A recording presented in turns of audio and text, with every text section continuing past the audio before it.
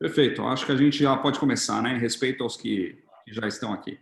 Vamos Omar, lá. você quer começar a fazer uma introdução do escritório? Eu ou você, André? Pode fazer. Tá bom, estamos aqui. Queria agradecer a presença de todos aqui nessa live. Estamos com o Renato Folino e com o Vinícius da XP Private. Folino, especialista na parte de Wealth, tá? Essa live exclusiva que a gente está fazendo para poucos clientes é para realmente estar falando um pouco da questão de sucessão, né? E também a questão patrimonial e ferramentas, veículos que podem ser utilizados também para isso, né? Muitos clientes nossos privates hoje têm nos demandado estruturas para poder ter uma tributação menor. E o Renato é o cara que mais entende disso hoje na XP e muitos dos insights que eu tenho eu pego através do Renato. Então, eu queria agradecer a presença de todos.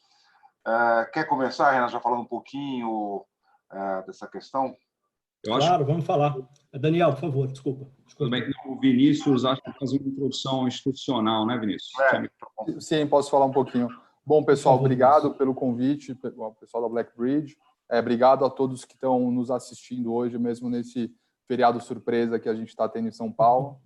A XP Private tem aí como principal objetivo fazer a gestão do patrimônio. A gente oferece um serviço de gestão patrimonial para todos os nossos clientes, né? A gente tem aí como um dos principais parceiros na rede a BlackBridge, inclusive por isso que a gente está fazendo essa live em conjunto com eles.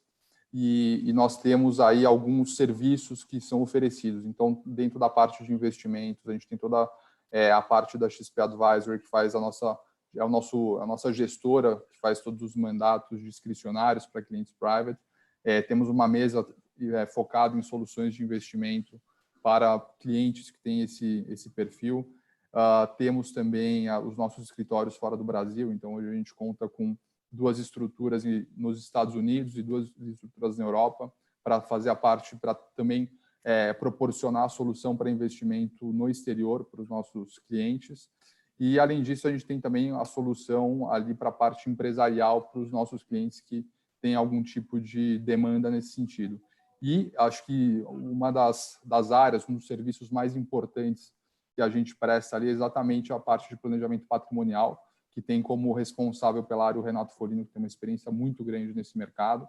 Ele vai entrar mais a fundo sobre o detalhamento do funcionamento, falar de alguns casos, alguns exemplos, e acho que é um ponto bem importante a ser discutido em toda a família que tem um patrimônio a zelar e um patrimônio a perpetuar. Então, uma breve introdução, queria agradecer novamente a presença de todos e Folino, pode tocar, a bola está com você. Valeu, Vini, obrigado. Daniel, Marco, obrigado pelo convite. É sempre um prazer estar aqui com vocês e poder ajudar aqui a esclarecer as dúvidas dos nossos clientes, né? Porque é importante. Acho que quando a gente fala de patrimônio, a gente tem sempre que ficar atento. Eu acho que essa história de planejamento patrimonial, ela começa sempre que quando a gente começa a perceber que esse conceito de riqueza, ele extrapola a questão do dinheiro, né? Dinheiro, sem dúvida nenhuma, é uma parte importante do patrimônio das famílias, mas é só uma parte. Existe muito mais coisa por trás disso, ou em volta disso, que a gente precisa prestar um pouco de atenção, sob pena de colocar em risco, muitas vezes, um patrimônio adquirido ao longo de algumas gerações. Então, esse é o nosso papel, né, nessa equipe de planejamento patrimonial, de olhar esse patrimônio familiar, esse patrimônio dos clientes, de uma maneira muito mais ampla, muito mais de cima. O meu papel aqui não é ficar discutindo carteira de investimentos, né? Para isso tem gente muito melhor do que eu na equipe para fazer isso. A gente precisa prestar atenção em outras coisas, como as estruturas patrimoniais mais eficientes, justamente buscando a perpetuação desse patrimônio no longo prazo, né? Eu sempre falo que a ideia é que as próximas gerações possam se suportar nesse patrimônio como fizeram as gerações anteriores. E o se suportar aqui não é absolutamente no conceito de acomodação, é que você possa usar o patrimônio que foi gerado pela família para os projetos que a família tem ao longo do tempo. Então, eu acho que é isso, eu acho que é isso que é importante. E como família é uma coisa que cresce em progressão geométrica, toda vez que o patrimônio cresce numa velocidade inferior à família, você está perdendo. Então, é importante você perceber o que você precisa fazer, quais são os cuidados que você precisa ter em relação a isso. E aí existem 3 coisas que a gente acaba olhando com mais intensidade nesse trabalho que a gente faz aqui, ajudando os clientes a buscar essas estruturas mais eficientes. São 3 assuntos muito importantes e que, para mim, permeiam toda essa discussão, o tempo todo. Sem dúvida nenhuma, é como é que você planeja a sua sucessão. Passar esse patrimônio para a próxima geração da maneira eficiente é a chave desse negócio, né? Eu acho que se você não fizer isso da maneira correta, ou se você deixar relegar esse assunto dentro da família, você pode ter muitos problemas lá na frente. Eu acho que isso é importante a gente entender como é que o Brasil, do ponto de vista de legislação, entende essa questão da sucessão. Uma coisa interessante é o que o nosso Código Civil trouxe lá em 2002, né? A gente sempre fala novo Código Civil, mas de novo ele já não tem mais nada. Nós estamos falando aí em quase 20 anos, 18 anos já de Código Civil. Mas ele trouxe uma coisa interessante nessa questão da sucessão, que é o fato do cônjuge participar da herança junto com os filhos, né? E com os pais, se não existirem filhos. Então, isso é uma novidade. Lá atrás foi uma novidade, porque isso não existia. E isso faz com que os regimes de casamento para efeito de sucessão pouco importem. Isso é uma coisa interessante, porque o cônjuge ele é herdeiro necessário, mesmo no regime da separação total de bens. Porque uma coisa que a gente escuta também é isso, né? Não, em casa está tudo resolvido porque todo mundo aqui casou na separação total de bens. E o comentário que eu faço é verdade, está tudo certo, você só não pode morrer. Porque se morrer, não serviu para nada. Então, como é que eu me protejo disso, né? Se não é isso que eu quero? Na verdade, aqui, a ideia não é fazer nenhum juízo de valor, é trazer para a mesa informações para que as famílias possam tomar as decisões que precisam ser tomadas ao longo do tempo. Então, essa é uma informação importante, né? Então, se a gente não quer que o cônjuge tenha acesso mais do que ele tem direito, o que eu posso fazer dentro do que a legislação permite? Então, isso é uma coisa que a gente precisa olhar sempre, né? Outra questão no Brasil também importante da gente olhar o tempo todo é a questão tributária. Quanto custa para você manter patrimônio? Quanto custa para você transmitir o patrimônio? Quanto custa a renda que esse patrimônio vai gerar ao longo do tempo? Isso também precisa entender. Imposto no Brasil, muitas vezes, é o divisor de águas entre você fazer ou não fazer uma operação, tomar ou não tomar uma determinada decisão. Então, é importante a gente entender isso também, quanto vai custar tudo isso, né? E a outra coisa é a questão da proteção patrimonial. Como é que eu protejo o patrimônio de um acesso indesejado? É importante a gente entender isso. E eu sei que toda vez que a gente fala de proteção patrimonial, talvez a primeira coisa que vem na nossa cabeça, principalmente se eu tenho um negócio, se a família tem um negócio, se existe uma empresa familiar que tem que ser tocada, é como é que eu protejo esse negócio de um acesso indesejado. Porque eu sempre falo que uma empresa operacional, por mais bem gerida que ela seja, ela tem coisas que fogem do nosso controle, né? A gente controla muita coisa, mas não controla tudo. Fornecedores, funcionários, clientes, coisas que são fora da nossa empresa e que são parte importante delas, mas que a gente não controla. Então, como é que você protege isso? Sem dúvida nenhuma, você tem instrumentos para proteger um pouco o patrimônio. Agora, muitas vezes o que eu digo é proteger o patrimônio da própria família. O que eu quero dizer com isso? A gente pode olhar, tem casos clássicos no Brasil e no mundo de brigas de herdeiros, por exemplo. Como é que se você não estruturar direito a passagem do bastão, você vai deixar problema para a família. Eu acho que uma coisa muito importante nessa discussão é justamente essa diferença do herdeiro e do sucessor, né? Que é uma coisa que muita gente imagina que pelo fato de ser herdeiro tem direito de sentar naquela cadeira ali para tomar decisões pelo patrimônio. E isso absolutamente não é verdade.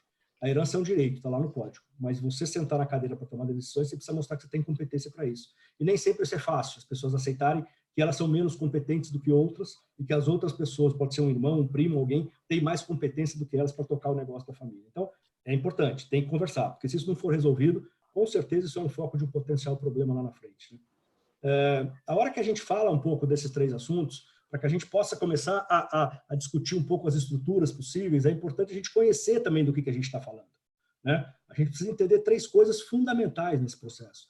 Primeiro, qual é a estrutura familiar? A gente está falando do quê? De pai, mãe, filhos, primeiro casamento, segundo casamento, os meus, os seus, os nossos, gente morando no Brasil, gente morando fora do Brasil. Hoje isso é cada vez mais comum, né? As famílias são cada vez mais globais, tem gente morando em todo quanto é lugar do mundo, estudando, trabalhando. Então, é importante entender porque muitas vezes a legislação desses países vai ser importante e fundamental na hora de você desenhar um bom planejamento sucessório. Você precisa entender onde vai espirrar, né, esse tipo de situação dentro do planejamento que você vai estar fazendo. Então, é muito importante que você entenda como é que é essa estrutura da família. É fundamental isso. A segunda coisa é como é que é a organização do patrimônio da família, ou muitas vezes desorganização, né? A gente sabe que muitas vezes você vai crescendo o patrimônio e nunca parou para organizar isso.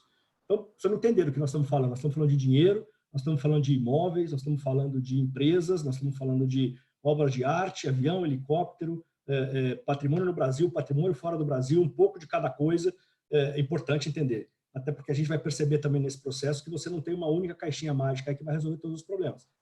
Na verdade, o grande desafio aqui é montar o quebra-cabeça particular de cada um, né?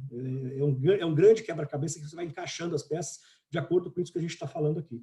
E a terceira coisa que para mim é o fundamental em tudo isso, e para mim é a parte mais difícil dessa conversa, é justamente entender quais são os objetivos que a família tem em relação a isso. E aí muitas vezes a conversa para, porque nunca se pensou nisso, né? Ou muitas vezes a gente recebe consultas e conversas de pessoas que estão, a geração que está fazendo a gestão do patrimônio naquele momento, já preocupada com a questão da sucessão, o que é muito bom, que é muito saudável, e na melhor das boas intenções já chega com a coisa mais ou menos pronta, né? Olha, eu gostaria que fosse feito desta maneira. A primeira pergunta que eu faço é o seguinte: você já conversou lá em casa para saber se todo mundo quer a mesma coisa? É muito importante isso. Hoje, cada vez é mais importante você ouvir a próxima geração, entender o que eles querem, o que faz sentido para eles também, porque são eles que vão assumir a gestão desse patrimônio. Não adianta, você não vai estar mais aqui para dizer para eles como é que eles têm que trabalhar, como é que eles têm que fazer. Então, é muito importante entender se eles entendem qual é o papel de cada um nesse processo, quais são os objetivos, se eles estão dispostos a abrir mão de coisas um pouco mais particulares para um bem maior, que é a manutenção do patrimônio e da família. Então, tem um monte de coisa para conversar. Então, a palavra-chave aqui é comunicação, né? Essa conversa dentro da família é fundamental para que as pessoas se entendam e tentem buscar um caminho que seja bom para todo mundo, né? Então, eu acho que isso é a principal coisa, para mim, a coisa mais difícil de ser conquistada em relação a isso. E aí a gente vai perceber que você não tem uma receita de bolo pronta, né? Eu acho que eu estou quase fazendo isso há quase 20 anos, trabalhando com planejamento patrimonial em grandes famílias, já passei por diversas instituições financeiras fazendo isso, e o que você percebe é que cada caso é diferente um do outro. Eventualmente você pode ter coisas parecidas, coisas semelhantes, uma coisa que você usa de uma estrutura que você já montou para uma família, que deu certo ou que não deu certo muitas vezes. Olha, não adianta ir por esse caminho porque aqui não funciona, vamos por esse caminho que aqui pode funcionar melhor, né? Então, esse também é um dos grandes aprendizados que a gente tem. Primeiro, que você não vai ter uma única estrutura que vai resolver todas as questões.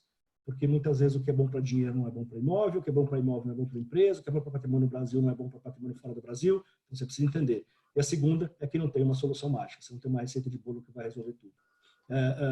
E aí, se a gente começar a falar um pouquinho das estruturas, eu não sei se vocês têm alguma pergunta em relação a isso, posso tocando. Não, eu acho que o pessoal está me pedindo aqui que você apresente alguns cases, né? Óbvio, não abrir nomes, né? Mas alguns cases para o pessoal começar a entender. A grande parte dos nossos clientes aqui, é importante falar, tem um patrimônio imobiliário considerável. Então, um dos pontos é a estrutura de um FII, né? Uhum. O pessoal tem muita dúvida sobre isso. E falar um pouco das blindagens que podem ser feitas. Tá bom. Tem um carro, tem um avião, tem um barco, o que dá para ser feito. Dando uns cases, mais exemplificação, o pessoal pedindo aqui. Tá bom. Vamos falar. Oi, vamos lá, Daniel, desculpa. A gente tem visto todas essas discussões que estão agora no Senado em relação ao ITCMD e tal, e a gente tem discutido aqui no escritório que esse ano é o ano do planejamento, 2020 é o ano do planejamento, né? Por isso que a gente tem chamado muitos clientes para esse tipo de call aqui, de live. Se você pudesse comentar em algum momento sobre isso também, acho que seria... Claro. Então, eu lembrei de um case agora muito interessante que eu trabalhei com uma família em uma outra instituição, que talvez resume essa questão da falta de comunicação e da importância que ela é de você planejar a saída, né? Era uma família que era um pai e 4 filhos, pai na casa dos seus 65 anos mais ou menos, os filhos na faixa dos seus 40 anos. Todos trabalhavam com o pai na empresa da família, desde sempre. Se formaram e foram trabalhar com o pai. Eu já trabalhava com o pai aí há mais de 20 anos. E todos muito bem, a família se dava super bem, cada um na sua posição, um era diretor comercial, outro administrativo, outro de RH, sei lá, cada um tinha sua função na empresa, e o pai era o CEO, era o presidente da empresa. O pai era separado da mãe, era uma coisa que poderia dar um problema na família, mas não era. Isso já era um assunto resolvidíssimo dentro da família, com os filhos, tudo certinho, não tem problema nenhum. O pai casou de novo, então poderia também ser um outro problema, também não foi. A segunda mulher do pai estava bem com todo mundo, tranquilo, a família vivia super bem. O pai teve um 5º filho, e aí sim poderia ser um problema, não foi. Todo mundo aceitava o irmão, adorava o irmão menor, aquela coisa toda. Só que aí o pai resolveu tomar uma decisão que aí sim criou um problema na família. Ele chegou para os 4 filhos e falou o seguinte: eu já tenho 65 anos, eu já fiz tudo que eu podia fazer por essa empresa, vocês conhecem essa empresa melhor do que eu vou curtir minha vida, eu vou cuidar do meu filho, que na época, sei lá, tinha 8, 9 anos, eu vou aproveitar um pouco minha vida, e vocês toquem aí, é de vocês, está aqui de papel passado, a empresa é de vocês, façam o que vocês quiserem. Gente, foi o que bastou para aquela família que se dava muito bem, obrigado, né, começar a se desintegrar e discutir, porque vagou uma cadeira e ninguém preparou essa cadeira para que alguém assumisse. E aí a disputa de poder começou para quem fosse assumir a cadeira do pai. A família chegou num ponto de irmão já não falava mais com o irmão, as famílias já não se frequentavam, a coisa chegou num ponto muito ruim. Eu acho que no último recurso de sanidade, eles resolveram sentar para discutir o que eles iam fazer. E ali discutiram o que era mais importante naquele momento, a empresa ou a família. E eles chegaram à conclusão de que a família era mais importante. Venderam a empresa, cada um pôs o dinheiro no bolso e foi tocar sua vida, e as relações familiares começaram a ser reconstruídas e hoje, de novo, todo mundo se dá bem. Essa pequena história aqui, que é verídica, tá? Não é inventada, não é verdade, é um case que eu trabalhei nele, mostra que o que a falta de planejamento faz em relação às famílias. Não precisou nem morrer, né? Foi só ele não sair, foi só ele sair da foto sem planejamento para que a coisa começasse a desandar. Então, esse é só um pequeno case para vocês entenderem, para fechar um pouco essa primeira parte, de como é que a coisa funciona em relação ao planejamento. É muito importante que as pessoas se conversem, entendam, planejem a sua saída para que você não deixe problemas para a sua família. Né? Eu acho que isso é muito importante. Olhando um pouco a questão das estruturas, como o Mark colocou aqui, e vendo aí, como eu disse, você não tem estruturas mágicas aí, não tem uma estrutura única que vai resolver os problemas, mas se a gente for olhar como exemplo o patrimônio imobiliário das famílias, é muito comum as famílias usarem hoje as estruturas de holding patrimonial para deter imóveis, né? Por quê? Porque, na realidade, você tem um benefício fiscal interessante, principalmente quando a gente está falando de imóvel que geram renda, que geram aluguel. Por quê? Porque o aluguel que você recebe na pessoa física, você paga a tabela progressiva do imposto de renda, você paga 27,5% de imposto. Esse mesmo aluguel que você recebe na pessoa jurídica, você paga 14,6%, normalmente numa empresa tributada pelo presumido. Então, é quase metade do imposto. Então, faz todo sentido que você tenha o seu patrimônio imobiliário dentro de uma holding. Até porque também facilita depois a organização desse patrimônio para que você possa pensar no planejamento sucessório. Imagina que você tem um patrimônio imobiliário disperso, com 5, 10, 20, 100 imóveis. Na hora de você pensar em sucessão, mas esse imóvel aqui é para um filho, esse aqui é para o outro, mas esse aqui vale mais que aquele, então eu vou compensar com alguma outra coisa. Daqui a 6 meses, aquele imóvel que valia mais já vale menos, ou o filho vai vir bater na tua porta e falar: opa, peraí, pai, ó, caiu aqui, vamos compensar. Vai ficar uma loucura, né, para você resolver tudo isso. Na hora que você coloca tudo isso dentro de uma empresa, você passa a ter um único ativo, que é cota de uma empresa. E a sucessão vai se dar em cima das cotas da empresa, onde os filhos serão sócios dessa empresa. E o que tem embaixo dela é de igual participação para todo mundo. Então, aí não tem que discutir o que vale mais ou o que vale menos. Então, ajuda muito, facilita. Até se você também pensar em fazer a doação em vida, né? A holding permite que você, se você quiser já antecipar o seu processo sucessório, já doando em vida cotas dessa holding para os filhos, também é possível. Você vai fazer uma doação, vai colocar as cláusulas lá que a gente conhece de comunicabilidade, empenhorabilidade, usufruto, que é muito importante, para você poder manter o seu poder de tomada de decisão na empresa e também de recebimento de dividendos, se for o caso. A cláusula de reversão, que eu gosto muito, que é justamente aquela cláusula que diz o seguinte: que eu doei um patrimônio para um filho, por exemplo. Se ele vier a faltar antes de mim, esse patrimônio volta para mim. Isso não vai para a sucessão dele, o que protege, eventualmente, de um casamento mal feito, de alguma coisa que possa desagradar, né? Não sei exatamente do que você gostaria. Então, isso facilita muito. E é bom, eu gosto muito de usar esse tipo de cláusula. Então, a holding pode ser usada para esse tipo de coisa. Também para participações societárias, né? Também é possível usar. Os fundos imobiliários, como o Mark colocou aqui, um fundo de investimento imobiliário, ele também pode ser usado, mas ele tem algumas coisas que não são tão eficientes assim quando a gente fala de patrimônio, como quando a gente fala de fundo imobiliário para famílias, como se fosse um fundo exclusivo imobiliário. Por quê? Porque o fundo imobiliário, a grande beleza dele é o incentivo fiscal de você não pagar o imposto sobre a renda que você recebe, né? O dividendo mensal lá que você recebe, que seria o aluguel dos imóveis, ele é isento de imposto. Mas quando que ele é isento de imposto? Quando você tem no mínimo 50 cotistas dentro desse fundo e que o maior cotista não pode ter mais do que 10% do patrimônio do fundo. Isso é condição sine qua non para que esses fundos sejam isentos de imposto. Normalmente, quando você está falando de um fundo familiar, é difícil achar família que você vai conseguir ter 50 cotistas dentro de um fundo, né? Pode ter, claro que pode, mas não é simples e não é comum. Então, normalmente é muito menos do que isso. Portanto, você vai fazer um fundo imobiliário sem esse benefício fiscal. E a lei exige que você distribua semestralmente, no mínimo, 96% do resultado do fundo. Portanto, não dá nem para você deixar o dinheiro, o resultado dentro do fundo sem distribuir, para falar, bom, eu não vou distribuir, então eu não vou pagar imposto. Fica ali dentro, eu vou comprando mais imóveis, se for o caso. Não dá, porque o resultado do fundo tem que ser distribuído a cada 6 meses. E nessa distribuição vai se pagar 20% de imposto, até mais caro do que os 15%. Então, é importante a gente entender isso. Existem algumas estruturas possíveis para isso, de você eventualmente criar uma dívida dentro do fundo para poder gerar uma despesa para o fundo e, portanto, não ter resultado para distribuir, mas aí são soluções um pouco mais específicas, que tem que olhar caso a caso. Compra a prazo, né? Você faz uma compra a prazo, você casa com... Exato. Então, você vai criar uma dívida para o fundo no longo prazo equivalente ao valor da sua receita, que é o aluguel. Então, você vai ter receitas e despesas iguais, portanto, o lucro, o resultado do fundo é zero. Portanto, você não tem que distribuir isso. Você vai ficar comprando imóveis a prazo. Normalmente, você faz isso comprando imóveis da própria, ou da holding, da empresa, ou das pessoas físicas da família. E você cria uma dívida a longo prazo para que o fundo possa compensar a receita que ele vai receber de aluguel com essa despesa que ele vai ter do empréstimo. Tem algum número mágico de receita de aluguel para começar a valer a pena a montagem de um FII? É assim, na realidade não tem um número mágico, Mark, mas são estruturas que custam, né? Na realidade você vai precisar colocar no papel qual é o custo dessa estruturação e qual é o tamanho do patrimônio que faça sentido você colocar para dentro. Eu tenho na minha cabeça que se você tiver um patrimônio aí em torno de, sei lá, 50 milhões de reais de imóvel, você vai gerar aí alguma coisa perto de 2,5 milhões, né? 3 milhões de aluguel, mais ou menos, se for o caso, ok, pode fazer sentido você fazer uma estrutura como essa. Mas tem que fazer conta, Mark, isso não tem um número mágico, tem que entender. Até porque para passar os imóveis para dentro do fundo, seja por compra e venda, ou por capitalização, né, ou por integralização de capital, você vai ter ITBI. Então, você tem custos adicionais aí nessa história que você precisa colocar na conta para ver se faz sentido ou não, tá bom?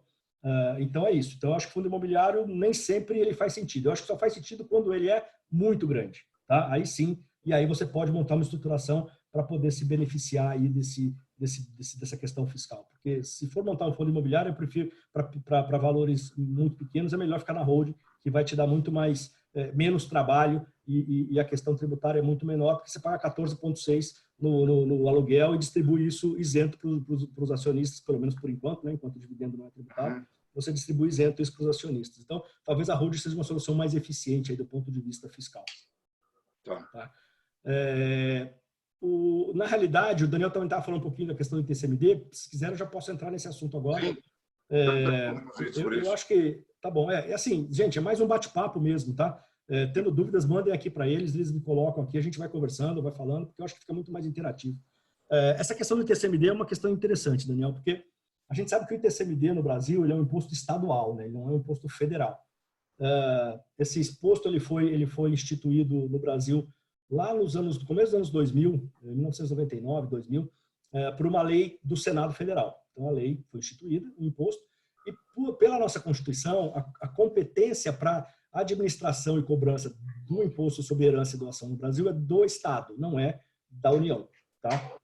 E aí, essa lei determinou que a alíquota máxima desse imposto do Brasil deveria ser 8%. Então, até 8%, os estados têm competência para legislar e dizer, olha, eu quero que no meu estado seja 2, seja 3, seja 4, seja 5, para doação seja 1, para herança seja outro, você tem uma escadinha. Então, até esse limite de 8%, você pode, você tem autonomia, o estado tem autonomia para discutir isso. Acima disso, não tem o que fazer, você teria que mudar a lei lá em Brasília, lá no Congresso, para que você pudesse aumentar acima de 8%. O que tem de novidade nesse aspecto, e aí vamos falar especificamente do estado de São Paulo, porque a novidade é aqui no estado de São Paulo, é que no meio do mês passado, até exatamente no dia 17 de abril, foi enviado para a Assembleia Legislativa aqui de São Paulo um projeto de lei de 2 deputados do PT, mudando toda a dinâmica de cobrança de imposto do ITCMD aqui em São Paulo. Tá? Hoje, o ITCMD em São Paulo é 4%, e é para qualquer valor, assim, não importa se é herança ou doação, é simples, é 4% e acabou. Você tem um limite de isenção hoje na casa dos 70 mil reais, que na verdade é um limite que é indexado, são 2.500 UFESPs, que é a Unidade Fiscal do Estado de São Paulo. Então é um valor lá que muda todo ano, e que no ano de 2020 essa continha aí dá mais ou menos 70 mil reais. Mas fora isso é 4% sobre o valor, seja doação ou herança, e não tem e não tem muita discussão. E no Estado de São Paulo também, a gente tem explicitamente na lei dizendo que a gente não cobra o imposto sobre as previdências privadas, o que é bom, né? Alguns estados brasileiros cobram, pelo menos tentam cobrar.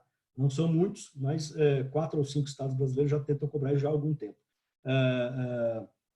Esse projeto de lei, na realidade, ele muda duas coisas importantes. Primeiro, que ele acaba com essa história dos 4%. Ele cria uma tabela que vai de 3% a 8% em função do tamanho, do valor que você está doando ou que você está herdando, né? Aliás, a gente tem duas tabelas, uma para herança e uma para doação.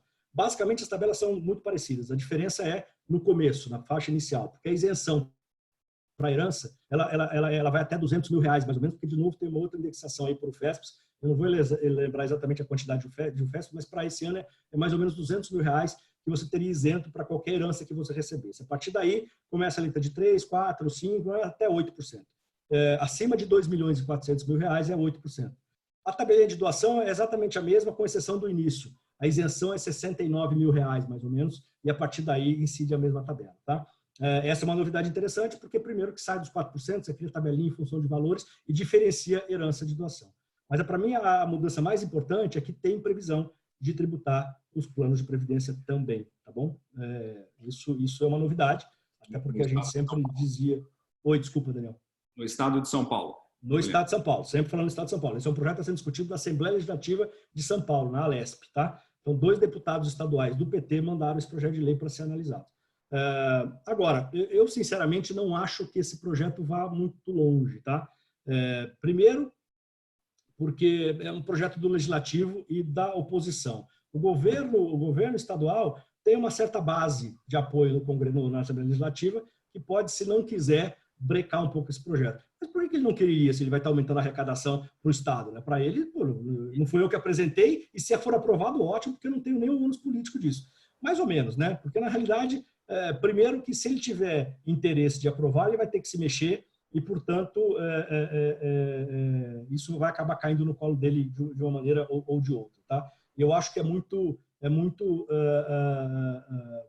complicado nesse momento, primeiro, comprar uma briga de um imposto que não significa muita coisa na nossa matriz arrecadatória do Estado de São Paulo. O ITCMD representa muito pouco na arrecadação. O grande imposto estadual é o ICMS. Então, se tiver que comprar uma briga com a Assembleia Legislativa, eu vou brigar pelo ICMS, mexer alguma coisa ali que vai me facilitar a vida, e não pelo ITCMD, né? Eu não vou ficar devendo para alguém por causa de um imposto que não representa tanta coisa assim. E segundo, e vamos combinar que é um assunto muito complexo nesse momento você falar em aumentar o ITCMD na hora que está morrendo um monte de gente Pandemia, no Brasil e em São Paulo, né? É você se beneficiar da desgraça dos outros. Politicamente, isso é muito ruim. Eu não sei se os governos vão ter essa intenção de brigar por isso ou de lançar essa bandeira nesse momento. Então, não acho que esse projeto vá ser aprovado. Se for, para mim, vai ser uma surpresa. Mas está lá. A gente tem que esperar para ver como é que isso vai tramitar. Tá bom? Mas em relação ao aumento do ITCMD de uma maneira geral, ou seja, se aumentar a alíquota agora para 20%, para 30%, a gente não tem visto isso em Brasília. Tá? Na verdade, o que tem lá são dois pelo menos não nesse momento, tá, gente? Talvez isso possa fazer parte, eventualmente, de uma reforma tributária um pouco mais para frente, quando a gente tiver condições de discutir um pouco mais isso, assim que essa pandemia passar, a gente conseguir discutir um pouco mais as coisas, um pouco mais, do ponto de vista mais estratégico, até pode ser, mas nesse momento, no momento de urgência, eu não estou vendo nenhuma movimentação nesse sentido. O que tem lá são duas iniciativas de 2015 que estão paradas desde então lá.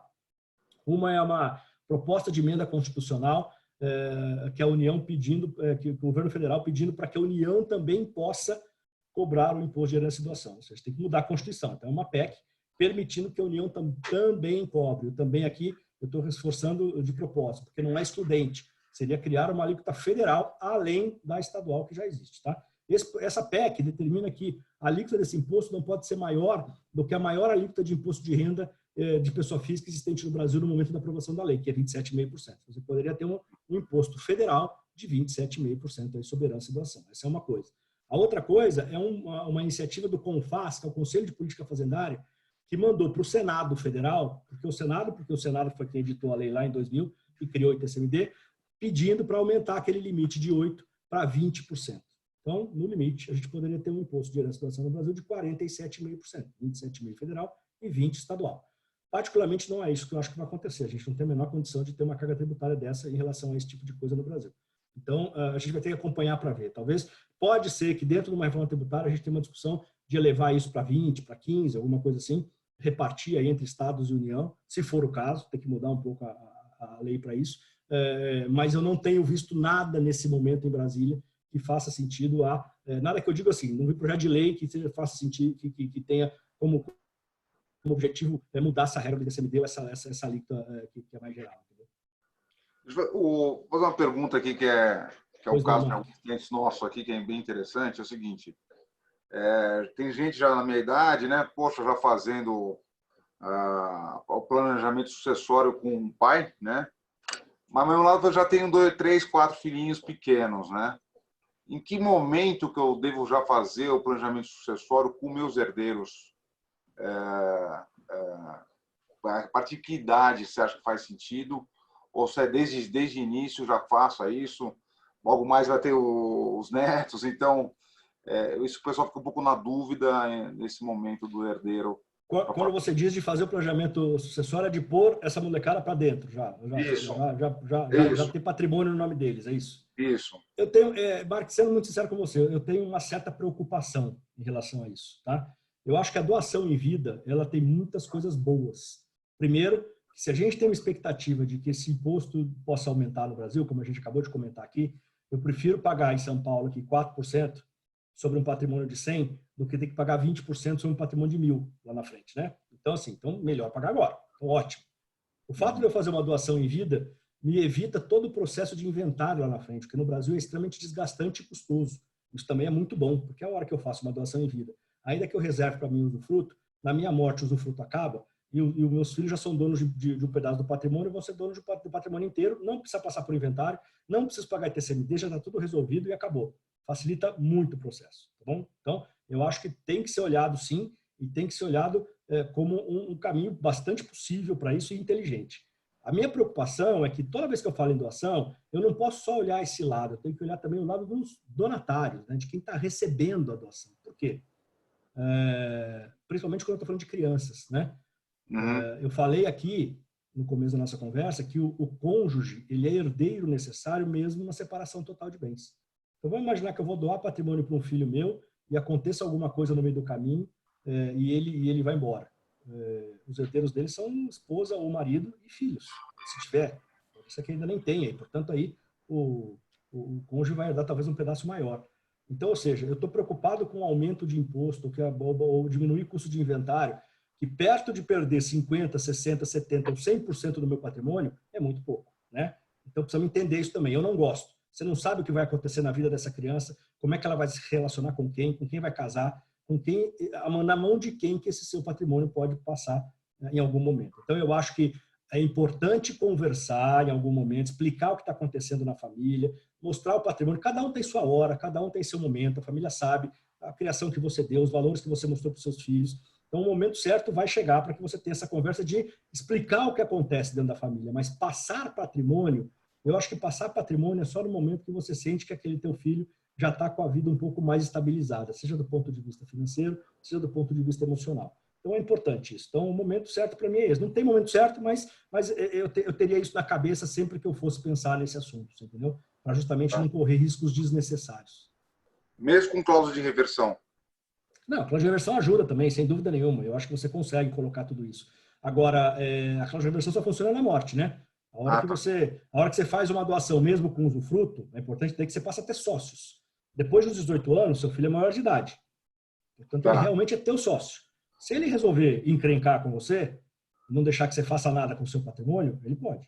Porque ele é dono da nova propriedade. Então, ele tem alguns poderes para poder criar problemas para você, entendeu? Então, tudo isso, não é só o casamento é importante, mas tem outras coisas também aí no meio do caminho. Não, mas meu filho, imagina, eu dei a criação, o valor. Claro, a gente espera isso mesmo, mas sendo sincero com você, a gente não tem certeza de absolutamente nada do que vai acontecer lá na frente. Então, eu acho que vale conversar, vale explicar, vale mostrar o que tem na hora certa, mas passar o patrimônio, eu acho que a gente tem que pensar um pouquinho mais e entender qual é a hora certa para isso, tá bom?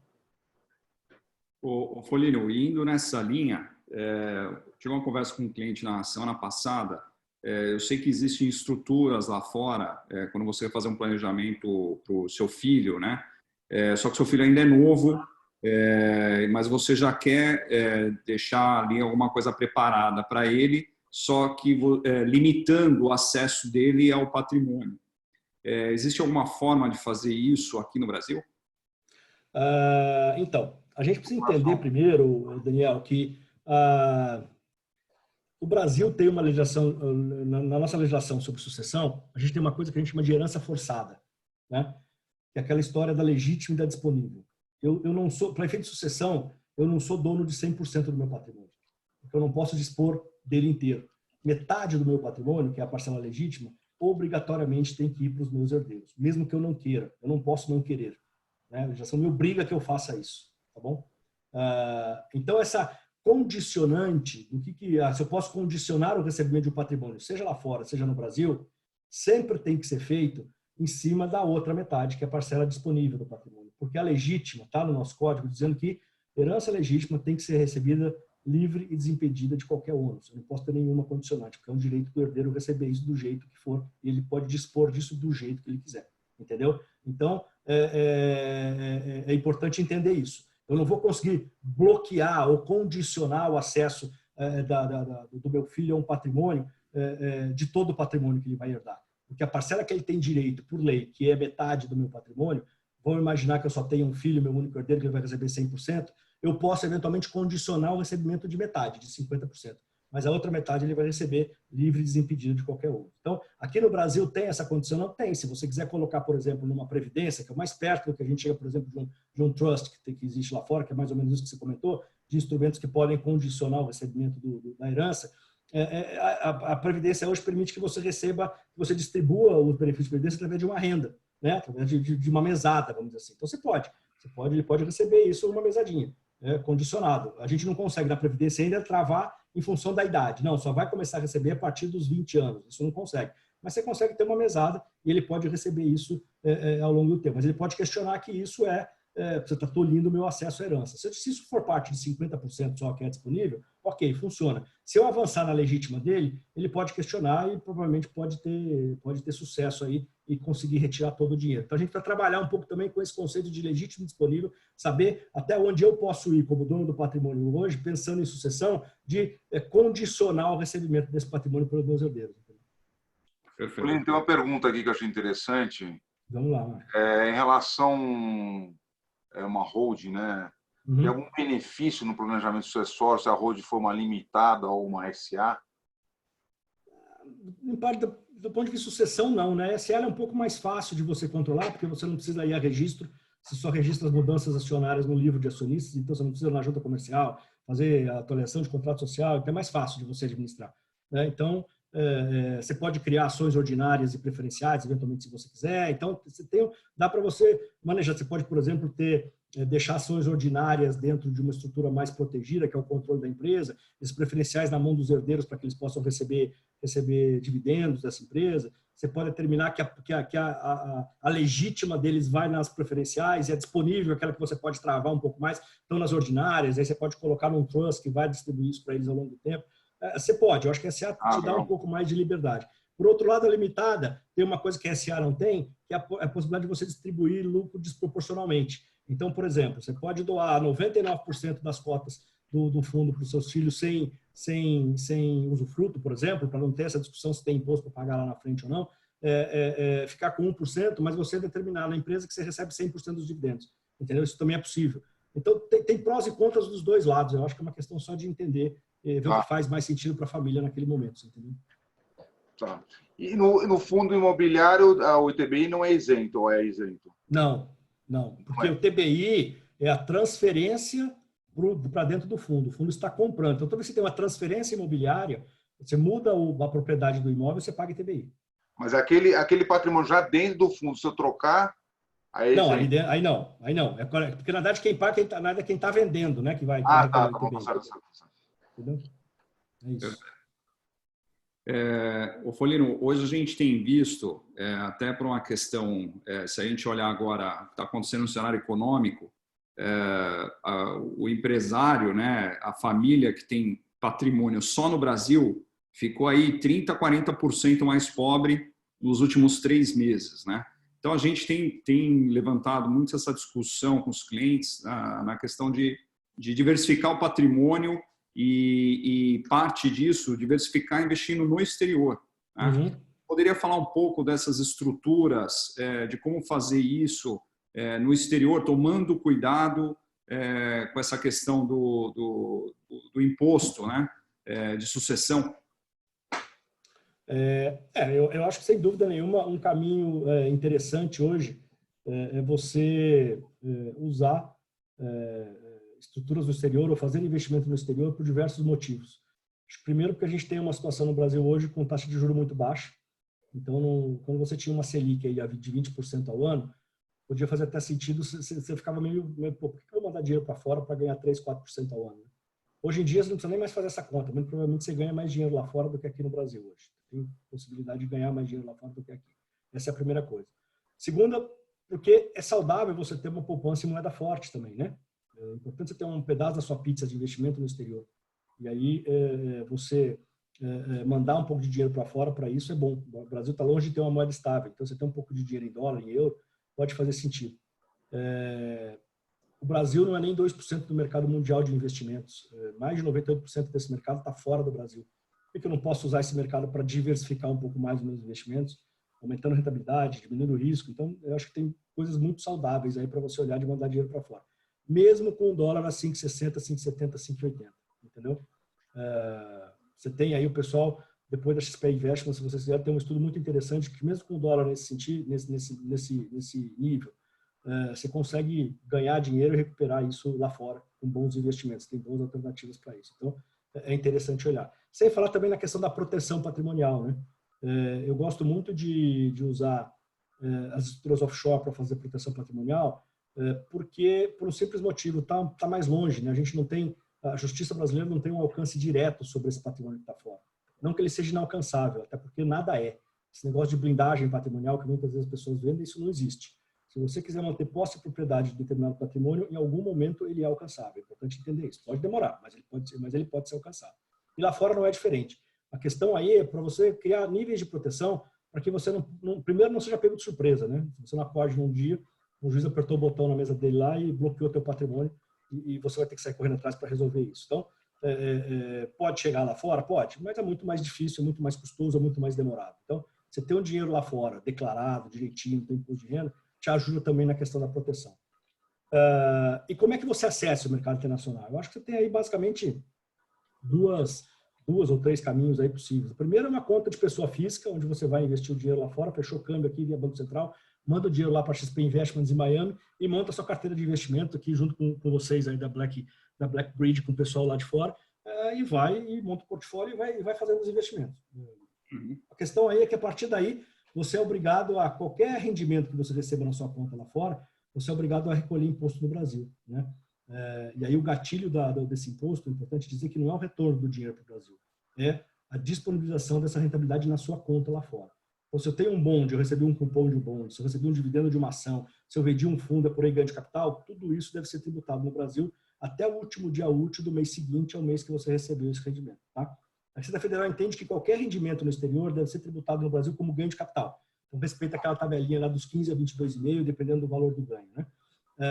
Com exceção de dividendos. Então, dividendos recebidos de uma empresa fora do Brasil, não importa se é uma empresa listada, se é uma empresa de capital fechado, ela deve ser tributada no Brasil pela tabela do imposto de renda, 27,5. Tá? Então, tem que ficar atento em relação a isso. E dependendo da sua dinâmica de investimento, você quer ter um portfólio extremamente diversificado, fica chato essa dinâmica de ficar olhando todo mês o Estado para ver se tem imposto, tem que pagar imposto, fazer o DARF, aquilo tudo. Então, muitas vezes as pessoas procuram estruturas um pouco mais eficientes do ponto de vista fiscal e se acaba chegando nas estruturas de empresas offshore, de companhias offshore, né, das PICs. Né? Importante dizer aqui que o Brasil não tem nenhum problema legal de você ter dinheiro offshore e nem ter dinheiro usando estruturas em paraísos fiscais. Tá? O que existe é uma regra para tributar, é uma regra para declarar. O Banco Central e a Receita entendem muito bem como tudo isso funciona, então tem regras direitinho, mas você não é crime você ter dinheiro nesses lugares. Até porque você vai ter a sua estrutura nesse lugar, mas você não vai ter o dinheiro lá. Né? Como exemplo, você pode montar uma empresa nas Bahamas e essa empresa vai ter uma conta lá na XP Investments. Então, a hora que você mandar esse dinheiro para a empresa, você é sócio, você está capitalizando aquela empresa, portanto, você não tem aquele dinheiro, mas você tem ações da empresa, esse dinheiro é caixa dela e ela vai trabalhar isso no mercado internacional. Como ela é uma empresa que não é brasileira, ela não deve obrigações ao fisco brasileiro em relação ao dinheiro que ela vai ganhar ao longo do tempo. Como ela está normalmente num desses paraísos fiscais, ela também não é tributada no lugar onde está a sede dela, tá? Porque não tem tributação sobre essa renda. E no mercado financeiro americano, o investidor estrangeiro, que é o caso, porque ela é uma empresa sediada em Bahamas, é isento de imposto quando você investe no mercado financeiro lá. Então, essa empresa não paga imposto em lugar nenhum. Quem é que tem que pagar imposto? Eu, que sou brasileiro, residente fiscal aqui, e que sou acionista dessa empresa. Quando que eu tenho que pagar esse imposto? No momento que eu receber alguma distribuição dessa empresa. Se eu nunca tirar dinheiro dessa empresa, mandei $1 milhão lá para fora, essa empresa investiu, ficou 10 anos, isso virou 5, 10 milhões de dólares, eu nunca tirei um centavo dessa empresa, eu nunca paguei um centavo de imposto legalmente. É isso que a regra aqui no Brasil fala. Então, é muito bom, porque eu não preciso ficar mais acompanhando essa questão de imposto toda hora. Ah, caiu o rendimento, não caiu o rendimento. Eu não preciso ficar olhando. Agora, a hora que eu resolver tirar dinheiro dessa empresa, quais são os impostos que eu pago? Se eu tirar isso como distribuição de lucro, porque eu sou acionista, né, só tenho dois caminhos para tirar dinheiro dessa empresa. Como distribuição de lucro, estou recebendo lucro ou dividendo de uma empresa situada no exterior. É o mesmo raciocínio que eu contei anteriormente. Tabela progressiva 27,5. Se eu resolver fazer uma redução de capital nessa empresa, ou seja, diminuir o meu investimento, eu mandei $1 milhão de capital e quero reduzir 10% desse capital, esses 10% do capital eu vou pagar ganho de capital se eu tiver ganho. Qual é o ganho de capital? Basicamente a variação cambial do capital. $1 milhão, 10%, $100 mil. Quanto era o câmbio quando eu mandei o dinheiro? Quando eu comprei essas ações? Era 2,80. Quanto é o câmbio hoje quando eu estou vendendo essas ações? Ou cancelando essas ações e trazendo o dinheiro de volta para mim desses 10%? 5,80. Portanto, eu tenho um ganho cambial de R$300 mil aí nessa brincadeira que devem ser tributados como ganho de capital no Brasil, tá bom? Então é assim que funciona, mas essa tributação só acontece se e quando eu fizer algum tipo de retirada da empresa. Então esses dois caminhos são os mais comuns. A gente pode até falar, ao invés de você ter uma companhia offshore, você pode ter um fundo exclusivo offshore. Também já é uma sofisticação da companhia, onde você tem uma estrutura um pouco mais, o que faz mais sentido dentro do mercado financeiro. Não é que você tem um fundo exclusivo aqui, você pode ter um fundo exclusivo lá fora. Tá?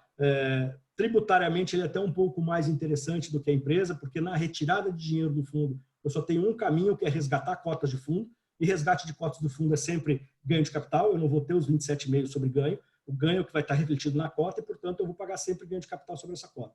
Tá bom? A grande questão aí é o custo. O custo de um fundo offshore hoje não vai sair por menos de $40, $50 mil por ano, enquanto uma companhia offshore você gasta aí $2.000, $2.500 já com uma contabilidade anual para que você possa controlar essa empresa. Então, os custos são de outra magnitude. A gente imagina que para fazer fundo, o número mágico aí seja pelo menos uns $10 milhões para fazer sentido você ter um custo como esse, entendeu? Então, basicamente, são esses caminhos e é assim que funciona. Você tinha falado também da questão do imposto de herança lá fora, né? Não era isso? Não sei. Não sei se exato.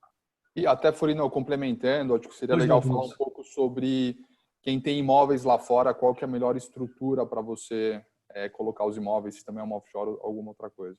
Tá bom, principalmente nos Estados Unidos, né? Vamos falar aqui sobre isso. Acho que 50%, né? Oi, Marco, desculpa.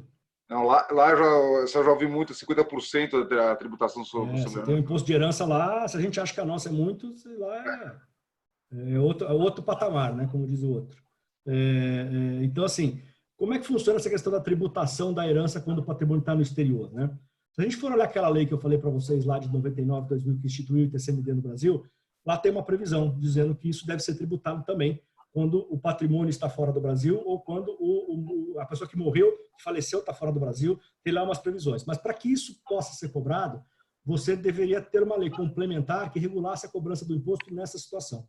Essa lei complementar nunca foi feita. Tá? Os estados cobravam, até que há uns 5, 6 anos atrás, um contribuinte aqui de São Paulo entrou com um processo no TJ de São Paulo falando, não vou pagar, isso para sucessão, basicamente, tá? Para doação é discutível isso. Ele falou, não vou pagar, porque não tem a lei complementar. O TJ de São Paulo falou, você tem razão, não tem que pagar mesmo.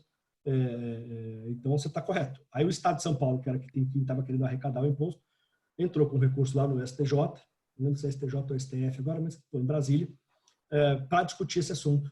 E desde então, isso está parado lá. E o Supremo, acho que foi o STF, o Supremo já disse que isso vai ser de repercussão geral e, portanto, a hora que ele se manifestar vai servir para todo mundo. O que a gente imagina? A gente imagina que a hora que o Supremo se manifestar, ele vai falar, é verdade, precisa da lei complementar. O que tem acontecido na prática é que muitas pessoas, quando tem essa situação, têm entrado com um processo judicial, pedido uma liminar e não recolhido ou recolhido em juízo esse imposto, esperando a manifestação do Supremo, tá bom?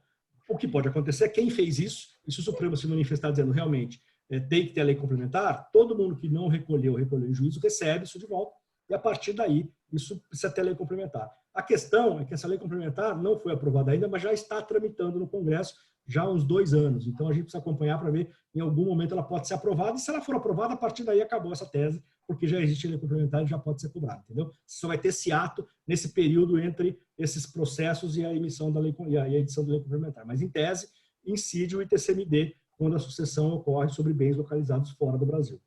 Essa questão do imóvel, Vinícius, é interessante porque, principalmente nos Estados Unidos, porque todo mundo também tem essa noção, porque imposto de herança nos Estados Unidos é alto, é verdade.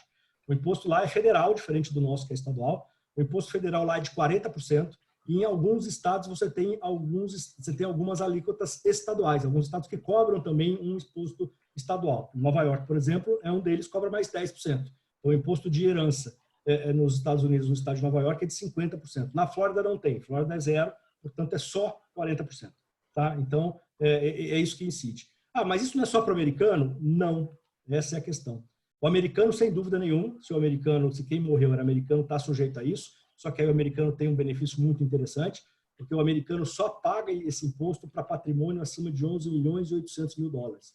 Ele tem uma isenção aí até 11 milhões e 800 mil dólares. E se você for casado no regime de comunhão, a família tem uma isenção de 23 milhões e 600 mil dólares, tá bom? Você pode somar. Então, mesmo para o americano, mesmo para os Estados Unidos, 23 milhões e 600 mil dólares é muito dinheiro. Tá? Então, muito pouca gente nos Estados Unidos paga esse imposto.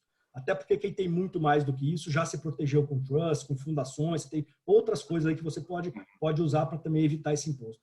Eu brinco um pouco que lá nos Estados Unidos só o desavisado paga esse imposto. Muito pouca gente que paga porque realmente não percebeu e não se preparou para isso.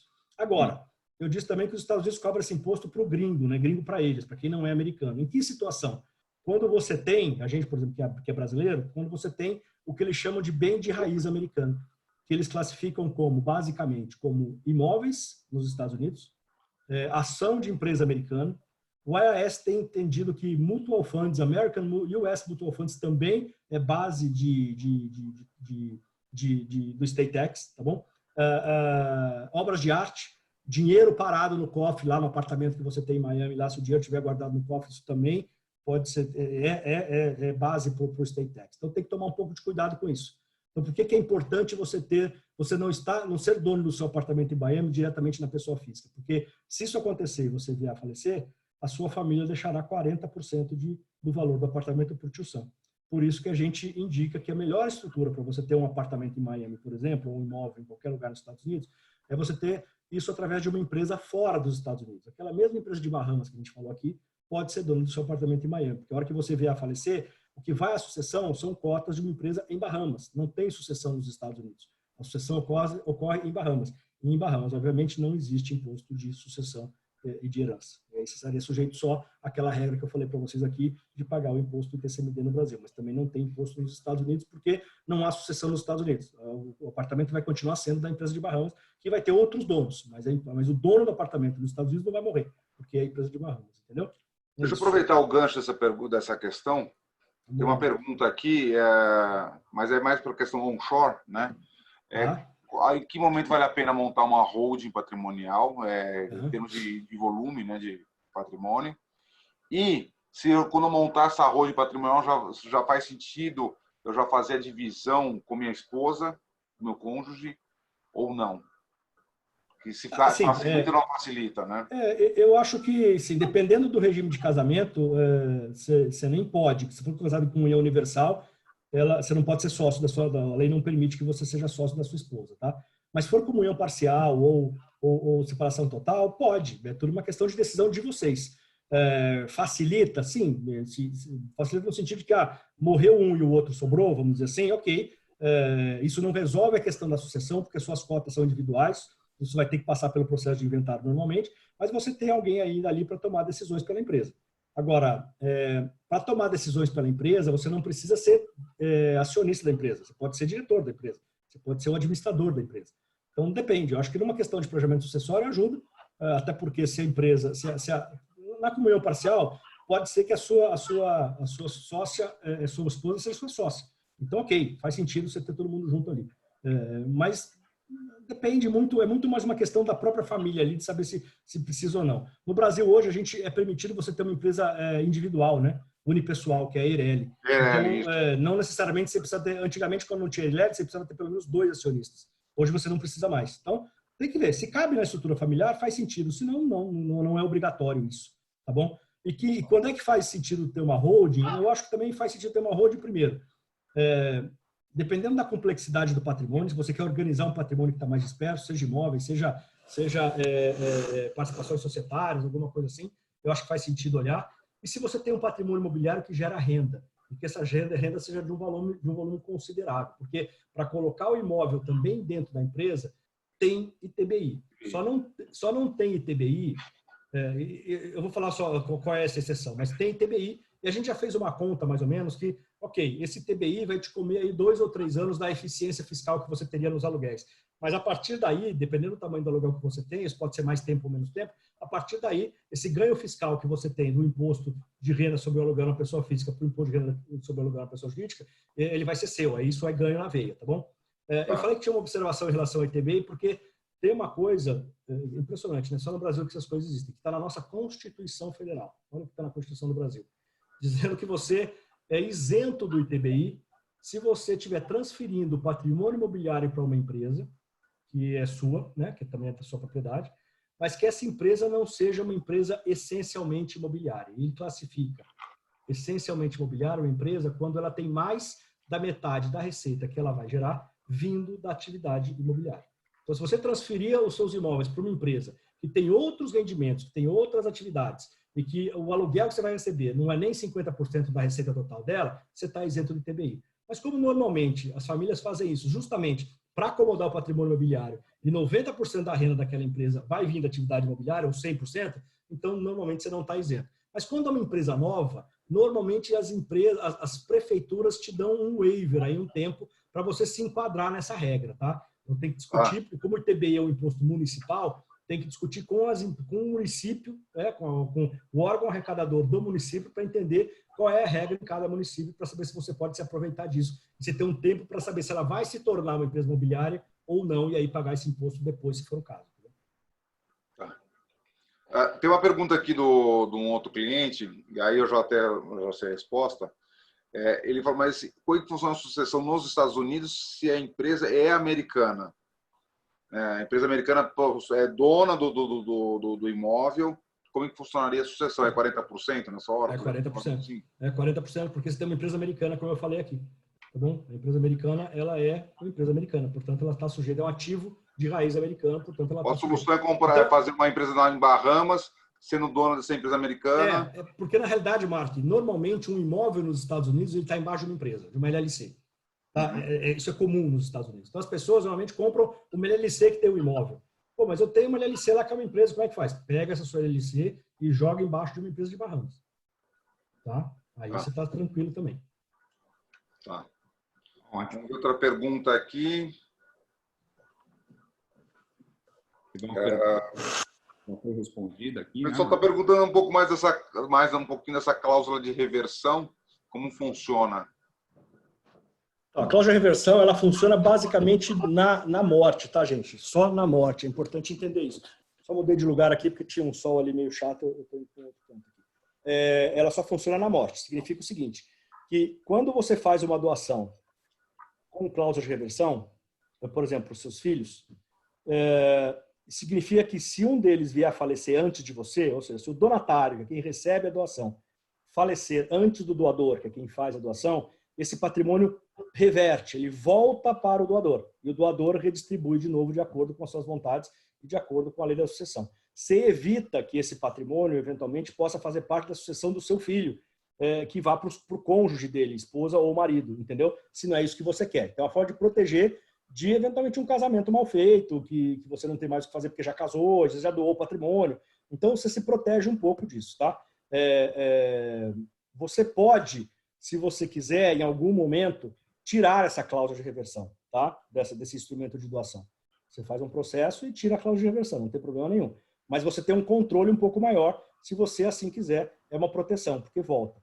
É importante dizer que quando você faz a doação, você tem o ITCMD, certo? Quando tem a cláusula de reversão, você não tem ITCMD, porque ela está voltando para você, é isento. Mas você vai ter que doar de novo ou transferir de novo na sucessão, na herança, aí vai ter outro ITCMD. Tá? Ah, tá bom. Tá. Eu acho que eu até queria botar um ponto que outro dia tive uma discussão com um advogado que entende muito bem disso também.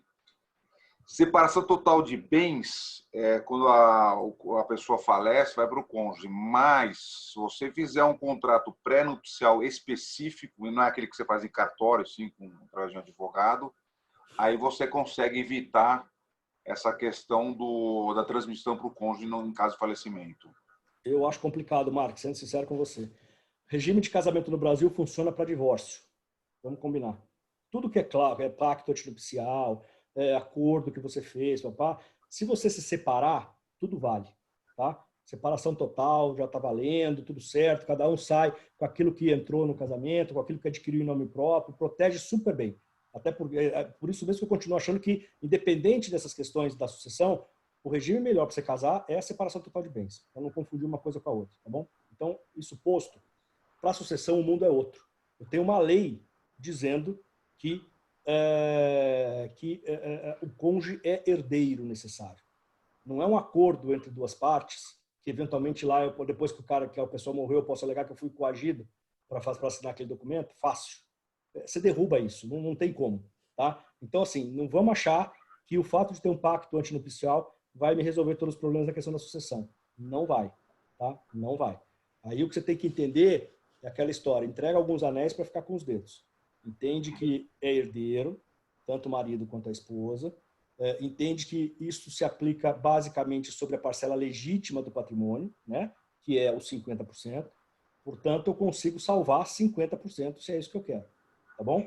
Porque aí via um testamento eu posso deixar metade do meu patrimônio para quem eu quiser, para os meus filhos, para os meus irmãos, para os meus pais, para quem eu quiser, eu posso deixar isso. E o cônjuge só vai repartir metade, tá? Com os meus filhos. Se eu tiver 3 filhos, vai levar 25% de metade, tá? 12,5%, é isso que vai levar. Você entendeu?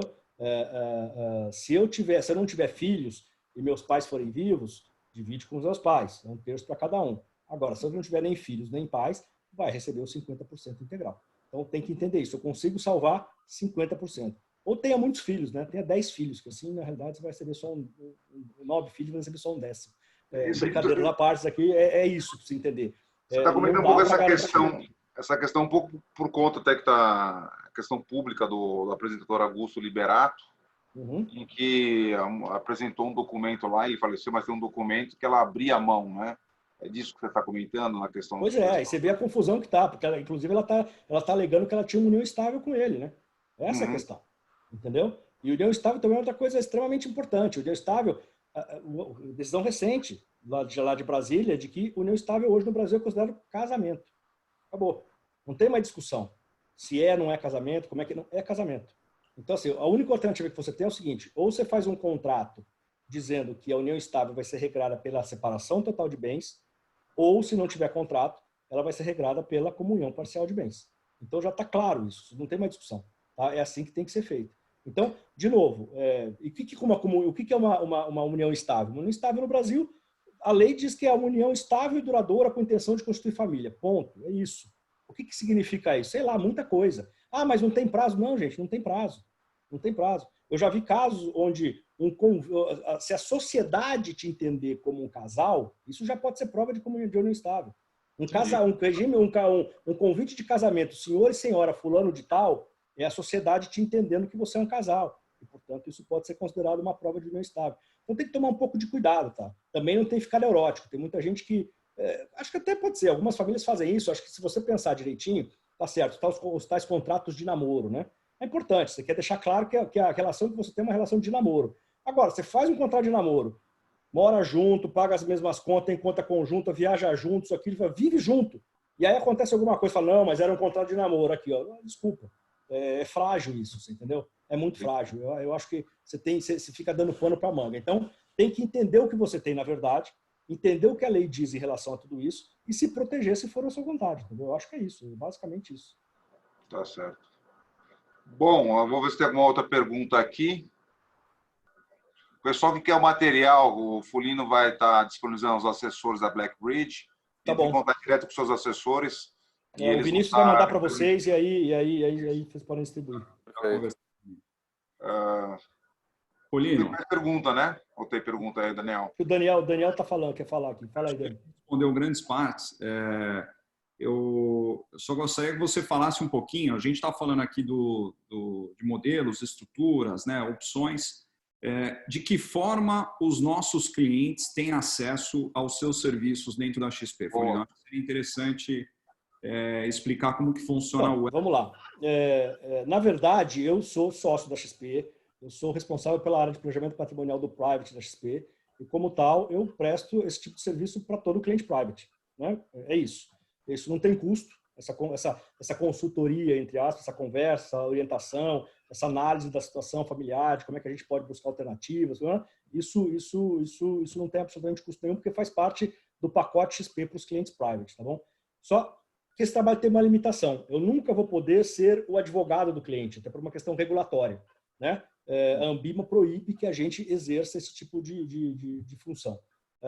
Portanto, o que vai acontecer é que, se eventualmente essas conversas evoluírem para uma execução de alguma estrutura, se for uma estrutura dentro do mercado financeiro que a gente faça dentro de casa, a gente vai fazer um fundo exclusivo, uma previdência, até uma estrutura offshore, a gente consegue ajudar. Agora, se eventualmente sair um testamento, um instrumento de doação, um contrato social de uma holding, ou precisa de um legal opinion para poder definir uma zona meio cinzenta na lei, para saber qual é a opinião, aí tem que ser o advogado que faça. E aí, nesse caso, ou o cliente traz o advogado dele, ou a gente pode indicar parceiros que a gente trabalha com vários escritórios renomados em São Paulo, com parcerias, e absolutamente são parcerias extremamente informais do ponto de vista de remuneração, esse tipo de coisa. Na prática, são escritórios que a gente já trabalha há muito tempo, que tem confiança de indicar para os nossos clientes. É isso que a gente vai fazer.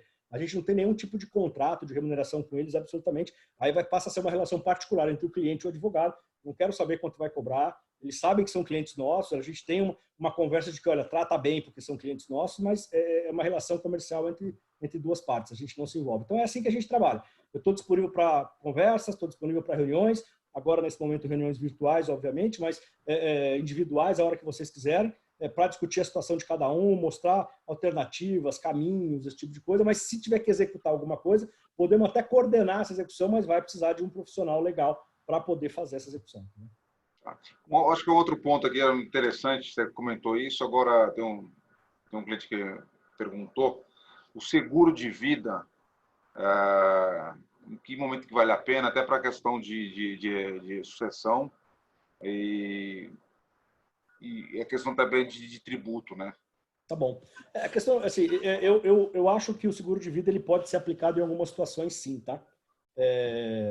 Eu sempre falo que o seguro de vida ele é muito importante quando você está ainda na fase de acumulação de riqueza e você ainda não chegou no nível de poupança que você gostaria de ter. Se você for pego no meio do caminho, o seguro complementa essa sua poupança para sua família. Então, acho muito bom. Agora, se você já está numa fase mais de gastar, vamos dizer assim, de usar o patrimônio que você já acumulou, você já tem o nível de poupança que você gostaria de ter, suficiente para você e para sua família, para algumas gerações, eu acho que não faz muito sentido você ter o seguro, porque você consegue aplicar o seu dinheiro melhor do que a seguradora.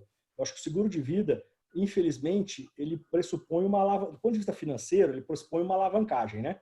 Que infelizmente é a morte. Eu falo que o melhor seguro do mundo é aquele que você faz hoje e morre amanhã. É fantástico. Porque a sua família vai receber isso full e você pagou nada pelo seguro. Então, excelente. Agora, vai precisar morrer para que isso aconteça. Então, você tem que prestar um pouco de atenção nesse tipo de coisa, tá bom? Agora, do ponto de vista de imposto, é fantástico, porque benefício de seguro de vida é isento de imposto no Brasil, nem de imposto de renda e nem de TCMD. Então, além de a família receber o dinheiro, recebe isento de qualquer imposto. Entendeu? Então, é legal. E também protege, a proteção também é interessante, porque na realidade você compra uma pólice de seguro. Aquele dinheiro que potencialmente você pode receber não é nem seu ainda. Então, não tem como bloquear uma pólice de seguro. Então, você pode eventualmente comprar uma pólice de seguro com dinheiro e isso não é penhorável, entendeu? Isso não é bloqueável. Então, isso também pode ser uma forma de proteger, se for o caso. Tá? Mas com o intuito de você buscar uma alavancagem, que é esse negócio do seguro, depende da fase de vida. Eu acho que depende muito. Se você estiver no começo, naquela fase da acumulação, faz sentido. Se você já estiver já na fase de gastar o dinheiro que você acumulou, eu acho que não faz tanto sentido assim. Tá ótimo. Folino, acho que mais uma questão, pessoal, porque a gente só a XP nessa parte offshore ela ajuda também para questões na Europa. Portugal tem sido um local. Então, falar um pouquinho do trabalho do Wealth também nessa parte offshore. Na realidade, o private da XP é um private global hoje, né? A gente tem as estruturas no Brasil, mas também tem estruturas nos Estados Unidos, com escritório em Miami e Nova York, e estruturas na Europa com escritório em Genebra e agora em Lisboa, né? Lisboa vai ser um escritório comercial, onde você vai poder atender clientes que queiram buscar os seus recursos tanto nos Estados Unidos quanto em Genebra, tanto em Miami quanto em Genebra, tá? Então vai ser um hub ali para que a gente poder atender os brasileiros que estão em Portugal e também os portugueses que queiram ser nossos clientes. Então essa é a ideia. E a gente tem um time em Miami hoje, sei lá, 50 pessoas de banqueiros. Temos uma broker dealer lá, que é uma corretora, onde o cliente abre a conta, investe os recursos através de uma pessoa física, através de uma empresa, abre a conta, investe os recursos, tem lá a custódia na Pershing. A Pershing é a maior custodiante do mundo, faz parte do grupo do Bank of New York Mellon, que é o maior custodiante do mundo, que é o custodiante do Tesouro Americano, inclusive. Então, todos os bancos ali, principalmente os bancos brasileiros que têm estruturas nos Estados Unidos, usam a Pershing como custodiante. A gente tem uma estrutura bastante robusta ali. Nova York é uma área mais institucional. A nossa área comercial e para clientes, pessoas físicas, está em Miami. Em Nova York é mais para fundos, para fundos de pensão, assets, esse tipo de coisa. Então, está lá, é toda a inteligência. Em Genebra, a gente tem, na realidade, um multifamily office, é um modelo diferente, porque a gente não tem custódia própria, a gente acaba se utilizando da custódia dos principais bancos suíços, ou os principais bancos na Suíça.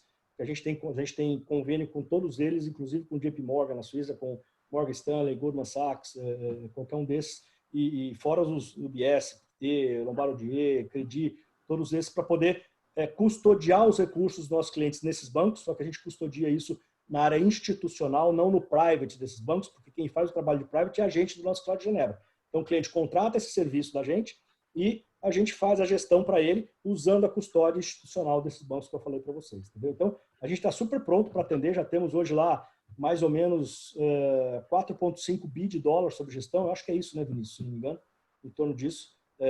Então, quase 5 bi já hoje entre Genebra e Miami e crescendo. Então, estamos super, super prontos para atender qualquer tipo de cliente nessas estruturas que a gente tem lá fora. Perfeito. Tá bom? A gente já foi aqui 1h15. Eu queria agradecer muito, Folino, pela presença, os participantes aqui, os esclarecimentos que você fez. Se você quiser já deixar as suas considerações finais. Legal, Daniel. Obrigado. Vamos lá, Marco. Também quero fazer então um encerramento. Eu queria também agradecer muito a presença do Folino e do Vinícius. Eu acho que um pouco essa live tentamos tirar a grande parte da dúvida, mas o principal mostrar que a estrutura XP é completa, não só para te atender nos seus investimentos, mas também na sua questão patrimonial e na ajuda sucessória. Então, isso é mostrar um pouquinho que a XP hoje é global, atende você em todas as áreas da parte de investimento. Então, use e abuse disso, porque tem isso aqui dentro de casa e essa que é a vantagem e o benefício de ser um cliente XP. Então, queria agradecer bastante aí a oportunidade dessa live. Legal. Eu só queria agradecer vocês, Marco e Daniel, pela oportunidade de estar aqui, de estar atendendo os clientes. Espero que tenham aproveitado e de novo, me colocar à disposição aqui se vocês quiserem fazer reuniões individuais com os clientes. Acessem o Vinícius, que ele olha a minha agenda aqui e consegue coordenar com vocês essas agendas, tá bom? Foi um prazer de novo estar aqui com vocês e super à disposição para conversar. Obrigado. Legal, gente. Obrigado. Boa tarde a todos. Obrigado. Obrigado. Boa tarde. Tchau. Obrigado pela abertura.